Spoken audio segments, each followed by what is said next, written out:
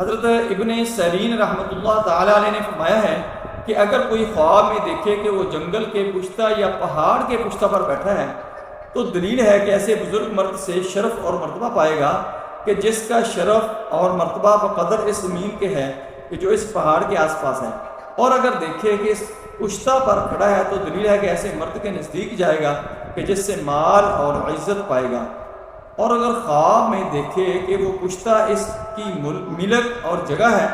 تو دلیل ہے کہ کوئی بڑا آدمی اس کو مغلوب کرے گا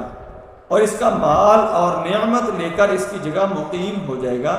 اور اگر دیکھے کہ اس پشتہ کا کچھ حصہ اس کی ملک ہے تو دلیل ہے کہ اسی قدر نعمت اور بزرگی پائے گا، اور اگر دیکھے کہ پشتہ سے نیچے گرا ہے یا اس کو کسی نے گرا دیا ہے تو دلیل ہے کہ کسی بزرگ مرد سے بے عزت ہوگا اور نقصان دیکھے گا، اور اگر دیکھے کہ اس پشتے پر مشکل اور تکلیف سے گیا ہے